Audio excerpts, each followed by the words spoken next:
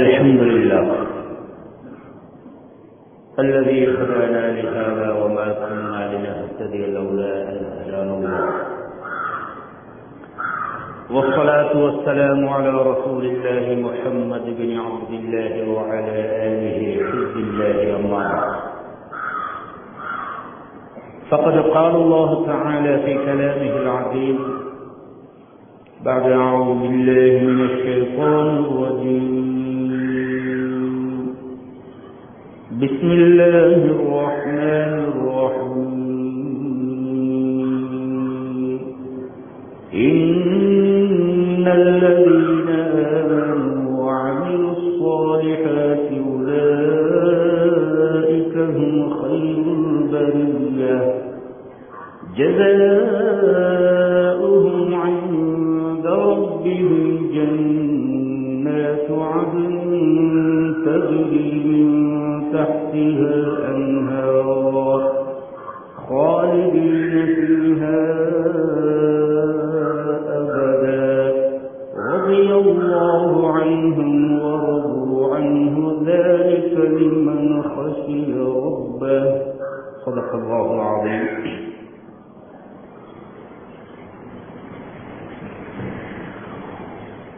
நிறைவுடைய வாழ்வழித்து நெடுநிலத்தை காக்க வல்ல மறையளித்த இறைவனுக்கே மாபெரும் புகழ் அனைத்தும் அவனையே போற்றுகின்றேன், புகழ்கின்றேன். அல்ஹம்துலில்லாஹ். சத்தியத்தின் தூதர், சன்மார்க்கத்தின் போதகர், சாந்தி மார்க்கம் ஏந்தி வந்த ஸல்லல்லாஹு அலைஹி வஸல்லம் அவர்கள் மீதிலும், சன்மார்க்கத்தின் சாம்ராஜ்யத்தை கட்டியெழுப்புவதற்காக வேண்டி தங்களின் உயிர்களையே கற்களாக பாவித்த அன்னவர்களுடைய உத்தம தோழர்களாகிய சஹாபாக்கள், அவர்களை உயர்ந்த தாபிஊன்கள், கியாமத்துடைய நாள் வரும் வரைக்கும் யாரெல்லாம் உத்தம நபி ஸல்லல்லாஹு அலைஹி வஸல்லம் அவர்கள் கொண்டு வந்த உன்னதமான தீனை அதன் உண்மையான வடிவிலே பின்பற்றி வாழ்வார்களோ அத்துணை நல்லவர்கள் மீதிலும் அல்லாஹ் சுப்ஹானஹு வ தஆலாவுடைய சாந்தியும் சமாதானமும் என்றென்றும் உண்டாவதாக. புனித ஜும்ஆவுடைய கடமையை நிறைவேற்றுவதற்காக வேண்டி தூய்மையான உள்ளங்களுடன் இஅ்திகாஃபுடைய நிய்யத்துடன் குறித்த நேரத்திலே இறைவனின் இல்லத்திலே ஒன்று குழுமியிருக்கும் அல்லாஹ்வின் நல்லடியார்களே, அன்பார்ந்த இஸ்லாமிய வாலிப நெஞ்சங்களே, எம்மை படைத்து பரிபாலித்துக் கொண்டிருக்கும் எல்லாம் வல்ல ஏகநாயன் அல்லாஹ் சுப்ஹானஹு வ தஆலாவை அனுதினமும் பயந்து, விசேடமாக நாம் தனிமையில் இருக்கின்ற சந்தர்ப்பங்களிலும் அல்லாஹ் சுப்ஹானஹு வ தஆலாவை அஞ்சி பயந்து பணிந்து தக்வாவை கடைபிடித்து நடந்து கொள்ளுமாறு முதற்க நடிகனுக்கும் அப்பால் உங்களுக்கும் அந்த தக்வாவை கொண்டு உண்மையாக வசியத்து செய்கிறேன், நசீஹத் எனும் நல்லுபதேசம் கூறிக்கொள்கிறேன். அன்பார்ந்த இஸ்லாமிய சகோதரர்களே, இன்று நாம் வாழுகின்ற இந்த காலம் இருக்கிறதே, மனித கோடிகளுடைய உள்ளங்கள் எல்லாம் அலைமோதிக் கொண்டிருக்கின்ற ஒரு காலத்திலே நாம் வாழ்ந்து கொண்டிருக்கிறோம். என்னுடைய ஆகாரத்திற்கு நான் என்ன செய்வேன், என்னுடைய தொழிலை முன்னேற்றுவதற்காக நான் என்ன செய்வேன், என்னுடைய குழந்தைகளின் படிப்புக்காக நான் என்ன செய்வேன், இந்த எதிர்காலம் எப்படி அமையப் போகிறதோ தெரியாது. இப்படியான பலதரப்பட்ட கற்பனைகளிலும் கவலைகளிலும் உலக மக்கள் மிதந்து கொண்டிருக்கின்ற இந்த காலத்திலே ஒரு முஸ்லீமாக பிறந்த ஒரு மனிதனுடைய ஹிம்மத்து எப்படி இருக்க வேண்டும், அவருடைய எண்ணம் எப்படி இருக்க வேண்டும். அல்லமா இப்னு கய்யிம் அல் ஜௌஸிய்யா ரஹ்மத்துல்லாஹி அலைஹி அவர்கள் ஒரு இடத்திலே எழுதுகின்ற பொழுது, லா தஹ்மல் ஹம்மத் துன்யா ஃபஇன்னஹா லில்லாஹ், இந்த உலகத்தோடு சம்பந்தப்பட்ட அது உன்னுடைய எதிர்காலமாக இருக்கலாம், உன்னுடைய தொழிலாக இருக்கலாம், உன்னுடைய வியாபாரமாக இருக்கலாம், உன்னுடைய கல்வியாக இருக்கலாம், உன்னுடைய ஆரோக்கியமாக இருக்கலாம். இப்படி இந்த உலகத்தோடு சம்பந்தப்பட்ட எந்த விடயத்திலேயும் நீ அதிகமாக அலட்டிக் கொள்ளாதே, உன்னை நீ சிரமத்தில் போட்டுக் கொள்ளாதே, அந்த சுமையை நீ சுமந்து கொள்ளாதே. காரணம் என்ன தெரியுமா? ஃபஇன்னஹா லில்லாஹ், இந்த உலகம் அல்லாஹ்வுக்கு சொந்தமானது. லஹு மா ஃபிஸ் ஸமாவாதி வ மா ஃபில் அர்த், வானம் பூமி சகலதும் படைத்த ரப்புக்கு சொந்தமானது. எனவே இந்த உலக வாழ்க்கையை பற்றி முழு கவலையையும் நீ அவனிடத்திலே பொறுப்பு சாட்டிவிடு, அந்த கவலையை நீ சுமந்து கொள்ளார். இரண்டாவதாக சொல்லுகின்றார்கள், வலா தஹ்மல் ஹம்மர் ரிஸ்க் ஃபஇன்னஹு மினல்லாஹ், இந்த ரிஸ்க் இருக்கிறதே எதிர்காலம், வருமானத்திற்கு என்ன வழி பார்ப்பது, செலவுக்கு என்ன செய்வது, என்னுடைய குழந்தைகளுடைய விடயத்திலே நான் எப்படி அவர்களுக்கான ஏற்பாட்டை செய்வது, அவர்களுக்குரிய தொழிலுக்குரிய ஏற்பாட்டை நான் எப்படி செய்வது என்று மனிதன் சவாவும் அலட்டிக் கொண்டிருக்கிறானே, அந்த அலட்டல் உனக்கு தேவையில்லை. அந்த பொறுப்பை நீ தலையிலே சுமக்க வேண்டிய அவசியம் கிடையாது. ஏனென்றால் எந்த ரிஸ்கை பற்றி நீ அலட்டிக் கொள்கிறாயோ அந்த ரிஸ்க் அது அல்லாஹ்வின் புறத்திலிருந்து வந்து கொண்டிருக்கிறது. இடையில் புகுந்து யாருக்கும் அதை தடை செய்ய முடியாது. உலகம் அது அல்லாஹ்வுக்குரியது, ரிஸ்க் அது அல்லாஹ்வின் புறத்திலிருந்து வருகிறது. மூன்றாவதாக வலா தஹ்மல் ஹம்மல் முஸ்தக்பல், எதிர்காலத்தை பற்றி நீ அலட்டிக் கொள்ள வேண்டாம். நாடு போகும் போக்கிலே என்ன ஆகப் போகிறதோ, உலகம் போகும் போக்கிலே என்ன நடைபெறப் போகிறதோ, எங்களுடைய குழந்தைகளின் எதிர்காலத்தை நினைத்துதான் பயமாக இருக்கிறது, அவர்களை நினைத்துதான் அச்சமாக இருக்கிறது. நாம் வாழ்ந்து முடிந்து விட்டோம், எங்கள் குழந்தைகளின் வாழ்க்கையை பார்க்க வேண்டும் அல்லவா? அவர்களை நாட்டுக்குள்ளே வைத்துக் கொள்வதா, அவர்களை வெளிநாட்டுக்கு அனுப்பி வைப்பதா? சதாவும் இரவு பகலாக மனிதர்கள் அலைமோதிக் கொண்டிருக்கிறார்கள் கவலையிலே. கண்ணியமானவர்களே சொல்லுகிறார்கள், அந்த எதிர்காலத்தை பற்றி நீ கவலைப்பட வேண்டிய அவசியம் கிடையாது. காரணம் என்ன தெரியுமா? அந்த எதிர்காலம் அது அல்லாஹ்வின் கையிலே இருக்கிறது. யாரை எங்கு எப்படி வைக்க வேண்டும் என்பதை அவன் தீர்மானித்து முடித்து விட்டான். அதை நினைத்து நினைத்து நீ கவலைப்படுவதன் மூலமாக இந்த உலகத்திலே நீ ஒரு நோயாளியாக மாறிவிடுவாய். கவலைகள் இரண்டு வகை. ஒன்று உலகத்தோடு சம்பந்தப்பட்டது, மற்றது மௌத்துக்கு பின்னால் உள்ள வாழ்க்கையோடு சம்பந்தப்பட்டது. சொன்னார்கள் நாயகம் ஸல்லல்லாஹு அலைஹி வஸல்லம் அவர்கள், யார் தன்னுடைய கவலையை மௌத்துக்கு பின்னால் உள்ள வாழ்க்கையில் நான் எப்படி ஜெயிக்க வேண்டும் என்ற கவலையை உள்ளத்திலே எடுத்து அதற்கான ஏற்பாட்டை செய்வார்களோ நிச்சயமாக அவர்களுடைய உள்ளம் விரிவடையும். அவர்களுடைய கியாமத்துடைய மௌத்துக்கு பின்னால் உள்ள மறுமை வாழ்க்கை செழிப்படையும். மாத்திரமல்ல, தன்னுடைய முழு கவலையையும் மௌத்துக்கு பின்னால் அமைத்துக் கொள்கின்ற அந்த மனிதனுடைய உலகத்தில் இருக்கின்ற சகல கவலைகளுக்கும் அல்லாஹ் பொறுப்பெடுத்துக் கொள்கிறார். முடிந்து போய்விட்டது. கண்ணியமான கனவான்களே, அன்பார்ந்த இஸ்லாமிய சகோதரர்களே, உலகத்தை நினைத்து கவலைப்படுவதன் மூலம் மனிதனுடைய கல்பு சுருங்குகிறது. அந்த கல்பு ஒரு வகையான நெருக்கடிக்குள்ளே அது வீழ்த்தப்படுகிறது. சதாவும் சிந்தித்து சிந்தித்து மனிதன் பலகீனம் அடையக்கூடிய ஒரு நிலையிலேதான் இந்த உலகத்துடைய கவலைகளை அல்லாஹ் சுப்ஹானஹு வ தஆலா வைத்திருக்கிறார். அஜிபுத்து லிஸலாஃபி, மூன்று பேரை பார்க்கின்ற பொழுது எனக்கு ஆச்சரியமாக இருக்கிறது. ரஜுலுன் யஜ்ரி வரா அல் மால் வல் மாலு தாரிகுஹு, பணத்திற்கு பின்னாலே மனிதன் ஓடிக்கொண்டே இருக்கிறார். எப்பொழுது பேசினாலும் பணம், அவன் சுவாசித்தாலும் பணம். பணம் என்றால் பிணமும் வாய் திறக்கும் என்று சொல்லப்படுவது மாதிரி சதா சிந்தனை அவர்களுடைய பணம் பணம் பணம் என்று இருக்கிறது. இதனை பார்த்து ஆச்சரியப்படுகிறேன். காரணம் என்ன தெரியுமா? நிச்சயமாக எந்த பணத்திற்கு பின்னால் இவர் ஓடிக்கொண்டிருக்கிறாரோ நிச்சயமாக ஒரு பணம், அந்த பணம் ஒரு நாள் திடீரென்று இவரை கைவிட்டுவிடும். மரணம் வந்து விட்டால் அந்த முழு பணத்திற்கும் யாரோ சொந்தக்காரராக மாறிவிடுவார். எனவே தன்னை விட்டு செல்கின்ற அந்த பணத்தின் பின்னால் சதாவும் ஓடிக்கொண்டிருக்கின்ற மனிதனை பார்த்து நான் ஆச்சரியப்படுகிறேன். வரஜுலுன் யஹாஃபு அலர் ரிஸ்க் வல்லாஹு ராஸிகுஹு, இன்னொரு மனிதன் நாளைக்குரிய சாப்பாட்டிற்கு நான் என்ன செய்வது, அடுத்த வருட என்னுடைய உணவுக்கு நான் என்ன செய்வது, அல்லது அடுத்த பரம்பரைக்கு நான் என்ன செய்வது என்று அடுத்த நாள் சாப்பிட வேண்டிய ரிஸ்கை பற்றி அலட்டிக் கொள்கின்ற மனிதனை பார்த்து நான் ஆச்சரியப்படுகிறேன். வல்லாஹு ராஸிகுஹு, அவனுக்குரிய ரிஸ்கை அளப்பவன் அல்லாஹ் என்று நம்பிய ஈமான் கொண்ட ஒரு மனிதன் அடுத்த நாள் ரிஸ்கை பற்றி கவலைப்படுவதை நினைத்து நான் ஆச்சரியப்படுகிறேன். கண்ணியமான கனவான்களே, அன்பார்ந்த இஸ்லாமிய சகோதரர்களே, அல்லாஹ் சுப்ஹானஹு வ தஆலா ஹதீஸுல் குதுஸிலே கேட்கிறார், மனிதா, எப்பொழுதாவது நான் உனக்கு நாளைக்கு தொழ வேண்டிய தொழுகையை, நாளைக்கு நிறைவேற்ற வேண்டிய கடமையை இன்றே நிறைவேற்ற வேண்டும் என்று வற்புறுத்தி இருக்கிறேனா? இல்லையே. உதாரணமாக, ஒவ்வொரு மனிதனும் மௌத்தாக போகும் அந்த நாளுக்கு மேலதிகமாக அடுத்து வருகின்ற ஒரு நாளுடைய சகல தொழுகைகளையும் அவன் தொழுதிருக்க வேண்டும். இல்லை என்றால் குற்றவாளி என்று எங்காவது நான் உன்னை எச்சரித்திருக்கிறேனா? உன்னால் சுமக்க முடியாத அந்த பாரத்தை நான் உனக்கு சுமத்தி இருக்கிறேனா? நாளைக்குரிய கடமையை நான் உனக்கு சுமத்தாத மாதிரியே நாளைக்குரிய ரிஸ்கை பற்றி நீ கவலைப்படாது. 7 வானத்தை 7 பூமியை படைத்த எனக்கு உன்னுடைய பசியை போக்குவதற்கு ஒரு ரொட்டி துண்டை கொண்டு வந்து உன்னிடத்திலே சேர்ப்பது என்ன சிக்கலா, சிரமமா? அந்த வானத்தை படைக்கின்ற பொழுதே நான் சிரமப்படவில்லை. உன்னுடைய ஒரு சான் வயிற்றுக்கு ஒரு கவலை சாப்பாடு தருவதற்கு எனக்கு என்ன கஷ்டமா வந்துவிடப் போகிறது? இன்று என்ன செய்ய வேண்டும்? இன்று என்னால் படைக்கப்பட்ட நீ இன்றைக்குரிய கடமைகளை என்ன செய்ய வேண்டும், எப்படி செய்ய வேண்டும் என்பதிலே உன்னுடைய கவனம் இருக்க வேண்டுமே தவிர எதிர்கால ரிஸ்கை பற்றி நீ கவலை கொள்ள வேண்டாம் என்று அல்லாஹ் சுப்ஹானஹு வ தஆலா ஹதீஸுல் குத்ஸியிலே சொல்லி காட்டுகிறார். எனவேதான் சொல்லுகிறார்கள் இமாம் இப்னு கய்யிமுல் ஜௌஸி ரஹ்மத்துல்லாஹி அலைஹி, நாளைக்குரிய ரிஸ்கை அல்லாஹ் பொறுப்பெடுத்திருக்கிறான் என்று நம்பிய மனிதன் அதை பற்றி அலட்டிக் கொள்வதை பார்த்து நான் ஆச்சரியப்படுகிறேன். வரஜுலுன் யப்னில் குசூர் வல் கபரு மஸ்கனு, பிரம்மாண்டமான கோபுரங்களை எல்லாம் கோட்டைகளை எல்லாம் எழுப்புகின்ற மனிதனை பார்த்து ஆச்சரியம் அடைகிறேன்.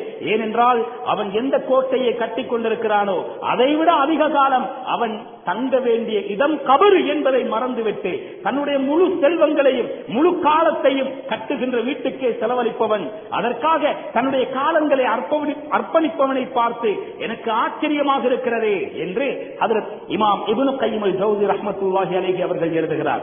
கண்ணியமான கனவான்களே, உலகம் எவ்வளவு பரபரப்பாக போகட்டும், எவ்வளவுதான் நெருக்கடி இந்த உலகத்திலே ஏற்படட்டும், அல்லாஹ் சுப்ஹானஹு வ தஆலா எங்களுடைய எதிர்காலத்தை தீர்மானித்து விட்டார். நாம் எங்கு போய் அமர வேண்டும் அவன் முடிவெடுத்து விட்டான். நாம் எவ்வளவு சம்பாதிக்க வேண்டும் அவன் முடிவெடுத்து விட்டான். அழகான ஒரு சரித்திரத்தை வரலாற்று ஆசிரியர்கள் எழுதி காட்டுகிறார்கள். ஹஜ்ரத் அலி இப்னு அபீ தாலிப் ரலியல்லாஹு அன்ஹு கூஃபா நகரிலே தன்னுடைய குதிரையை பிடித்தவர்களாக அப்படியே அந்த பாதையிலே போய்கொண்டிருக்கிறார்கள். திடீரென்று இடையில் ஒரு மஸ்ஜிது வருகிறது, குறுக்கிடுகிறது.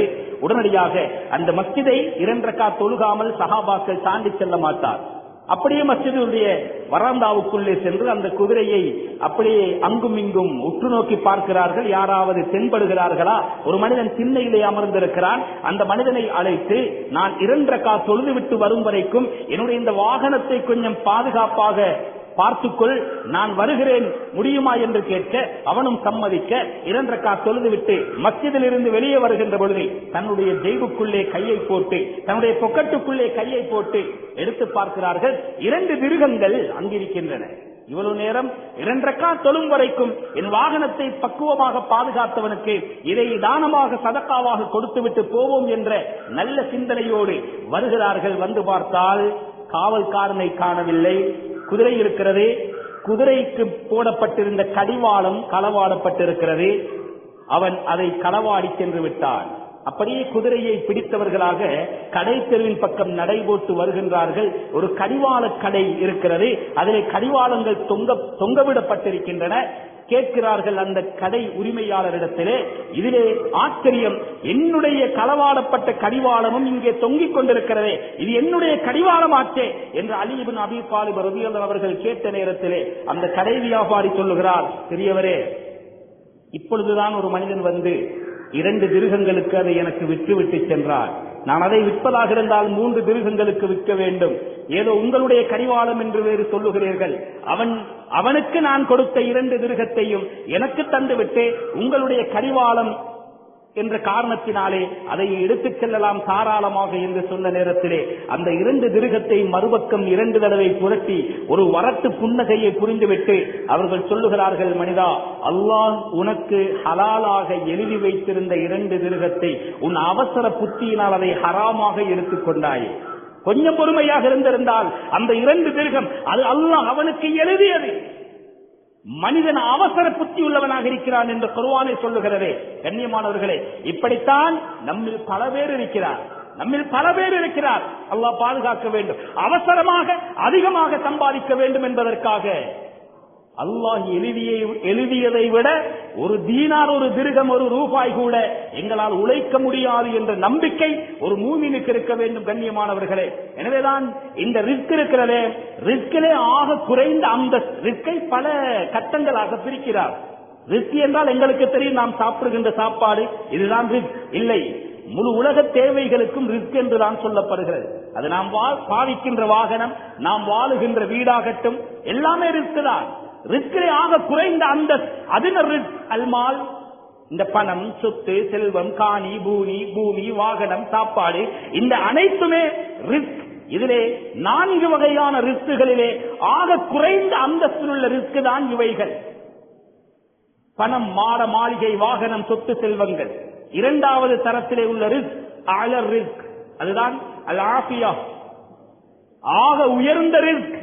மனிதனுடைய ஆரோக்கியம் எத்துணை கோடி கொடுத்தாலும் வாங்க முடியாத மிகப்பெரிய செல்வம். அதனால ஹஜ்ரத் ஸல்லல்லாஹு அலைஹி வஸல்லம் ஒவ்வொரு அதானுக்கும் இக்காமத்திற்கும் இடையிலே அல்லாஹும்ம இன்னி அஸ்அலுக்கல் அஃவ வல் ஆஃபியா என்று உங்களுடைய தேக ஆரோக்கியத்திற்காக அல்லாஹ்விடத்திலே துஆ கேளுங்கள், உங்களுடைய பாவ மன்னிப்புக்காக அல்லாஹ்விடத்திலே துஆ கேளுங்கள். அல ரிஸ்குகளிலே ஆக உயர்ந்தது ஆஃபியத் என்ற ஆரோக்கியம்.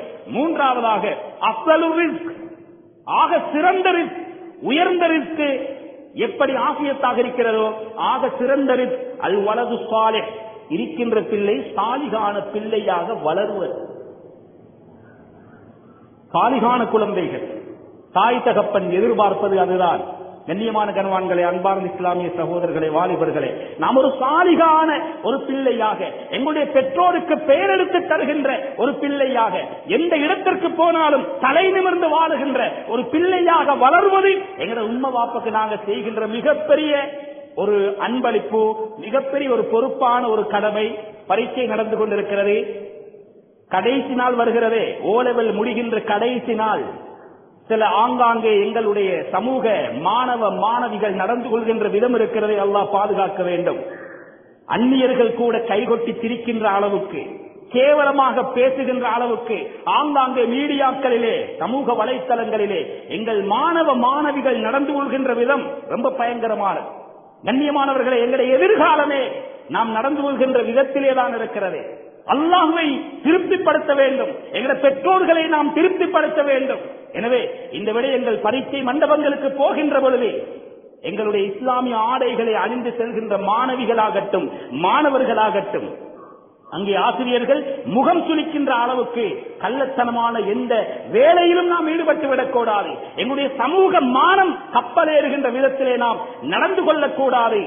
மாற்று விடயங்களிலே நாம் சட்டத்திற்கு மாற்றமான செயல்பாடுகளில் நாம் ஈடுபட்டு விடாமல் ஒரு சாலிகான பிள்ளை என்பதை எங்களுடைய வாழ்க்கையில் நாம் முகம் கொடுக்கின்ற மிக முக்கியமான இந்த பரீட்சையின் ஆரம்பமும் முடிவும் சிறந்ததாக அமைந்தால் நிச்சயமாக எங்களுடைய எதிர்காலம் சிறப்பானதாக அமையும் என்பதில் எந்த சந்தேகமும் கிடையாது. எனவே பிள்ளைகள், மாணவ மாணவிகள், பரீட்சை எழுதக்கூடியவர்கள், இந்த விடயத்தை நீங்கள் கவனத்தில் எடுக்க வேண்டும். காரணம் என்ன தெரியுமா? உங்களோட உம்மா வாப்புக்கு கிடைக்கின்ற ஆக சிறந்த ரிஸ்க் உங்களை ஒரு சாலிகான பிள்ளையாக பார்ப்பதுதான். தமாம் ரிஸ்க் என்று ஒன்றிருக்கிறது, ஆக விசேஷமானது. ரிஸ்குகளில் எல்லாம் அங்க சம்பூர்ணம் பெறக்கூடிய ரிஸ்க் எது தெரியுமா? அதுதான் ரிவல்லாஹ், அல்லாஹுடைய பொருத்தத்தை அடைந்து கொள்வதில்தான் எங்களுடைய லட்சியம் இருக்கவே. எங்களுடைய லட்சியம், அதனால ஆரம்பத்திலே நான் சொன்னேன், உலகத்தை பற்றி கவலைப்பட வேண்டாம், அது அல்லாஹ்வுக்கு சொந்தமானது. ரிஸ்கை பற்றி கவலைப்பட வேண்டாம், அது அல்லாஹ்வின் புறத்திலிருந்து வருவது.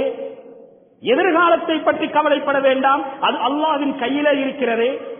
அப்படி என்றால் கவலைப்பட வேண்டும் எதற்காக? ஃபகத் இஹ்மல் ஹம்மன் வாஹிதா, ஒரே ஒரு கவலைதான் உன் உள்ளத்தை ஆட்கொள்ள வேண்டும். கைஃப துருபில்லாஹ், உன்னை படைத்தவனை எப்படி திருப்தி அடைய செய்வது? உன்னை படைத்தவனை எப்படி திருப்தி அடைய செய்வது? நீ அன்னக லவ் அர்வைத்தல்லாஹ, நீ அல்லாஹ்வை திருப்தி அடைய செய்தால் ரபிய அன்க, அவன் உன்னோடு திருப்தியாக இருப்பான். வ அர்வாக, அவன் மக்களுக்கும் உன்னை திருப்தி அடைய வைப்பான். மக்களும் உன்னை விரும்புகின்ற ஒரு சந்தர்ப்பத்தை அவன் உருவாக்கி தருவான். வ கஃபாக, துனியா ஆகிராவுடைய சகல தேவைகளுக்கும் அவன் போதுமானவனாக ஆகிவிடுவான். வ அக்னாக, இந்த உலகத்தில் ஆகப்பெரிய செல்வந்தனாக அல்லாஹ் உன்னை ஆக்கி விடுவான். கண்ணியமான கனவான்களே, சகோதரர்களே, எனவே எங்களுடைய முழு நோக்கமும் அல்லாஹ்வை திருப்தி அடைய செய்ய கூடியதாகத்தான் இருக்க வேண்டும். ஆரம்பத்தில் ஓதி காண்பித்தால் குர்ஆன் வசனம், இன்னல்லதீன ஆமனு வ அமிலுஸ் ஸாலிஹாத், யார் ஈமான் கொண்டு சாலிகான கர்மங்கள் புரிகிறார்களோ உலாய்கஹும் கைருல் பரியா, அவர்கள்தான் இந்த உலகத்திலே ஆக சிறந்த படை. அவர்களுக்குள்ள கூலி என்ன தெரியுமா? ஜஸாஉஹும் இன்த ரப்பிஹிம் ஜன்னாத்துன் தஜ்ரி மின் தஹ்திஹல் அன்ஹார், நதிகள் ஓடுகின்ற சுவர்க்கம் அவர்களுக்கு கூலியாக இருக்கிறது. காலிதீன ஃபீஹா அபதா, என்றென்றும் நிரந்தரமாக அதிலே தங்கி இருப்பார்கள். ரலியல்லாஹு அன்ஹும், அல்லாஹ் அவர்களை பொருந்திக் கொண்டான். வரது அன், அவர்களும் அல்லாஹ்வை பொருந்திக் கொண்டார்கள். சஹாபாக்களை பற்றி, முன்னோர்களை பற்றி அல்லாஹ் சொல்லுகிறான். ذَلِكَ لِمَنْ خَشِيَ رَبَّهُ, இந்த அல்லாஹ்வுடைய பொருத்தம், ரிலா என்ற ஆக பரிபூரணத்துவமான ரிஸ்க் யாருக்கு கிடைக்கும் தெரியுமா?